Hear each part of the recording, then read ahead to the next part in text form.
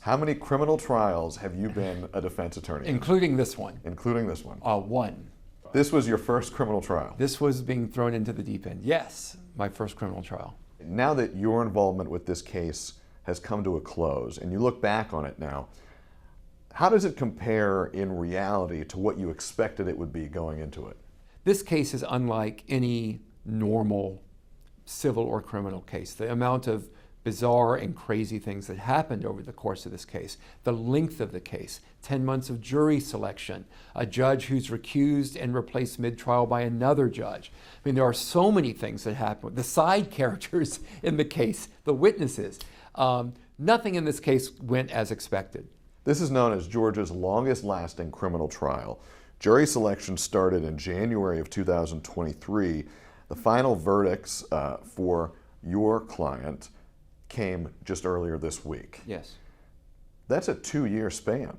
It is. It's a remarkable length for a case. What's the impact on the system of a case that lasts this long? When we're in trial for 2 years, Deamonte is not our only client. We have other clients. Now, fortunately, a lot of them, if not most, are out on bond. But there's scores of our clients that are sitting in jail waiting for trial, and they can't get their trial because their attorney is in trial. We can only do one trial at a time. That's just our clients. Replicate this over and over by the number of defense attorneys involved in the case. Look at the judicial resources dedicated to this case. Look at the resources of the DA's office dedicated to this case. Look at the resources of the Fulton County Sheriff's Office and Cobb County involved in this case. And it was a huge diversion of resources that could have been put to other uses. You think the YSL case slowed the pace of justice in Metro Atlanta? Well, I don't just think that, I know that. The YSL case bogged down courts throughout Metro Atlanta, all the surrounding counties, and even courts as far away as Cairo, Augusta. All of them were suffering the effects of attorneys that have cases in those courts being tied up here in YSL. Who's responsible for that? Ultimately, it is the responsibility of the judge that managed this case, as well as the DA's office.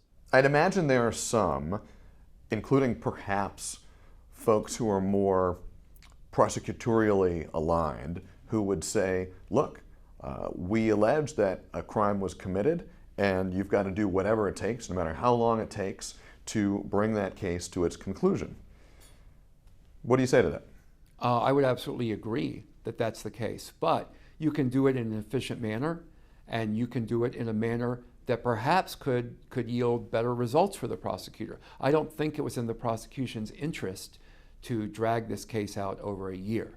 What do you think the legacy of this case will be? That's a very difficult question because I'm torn between cynicism and hope. My hope would be that the state has learned, at least listening to what some of these jurors have said, that the use of artists, and we haven't talked about this, but the use of artists and rappers' artistic expression against them is, not only is it wrong, not only does it infringe upon their First Amendment rights, but it will not yield success in a lot of cases. And it didn't yield success in this case. So maybe they'll think twice before using lyrics against them. Maybe in future cases, they will be more considerate of the time of the citizens who get put on jury duty. Maybe they will understand that the resources of our justice system, including the DA's office and the sheriff's office and the judiciary, can be put to better uses than these massive racketeering charges. You said you're torn between a more optimistic and a more cynical answer to that question. You gave the optimistic version. Yeah. What's the cynical one that you're wrestling with? Nothing changes.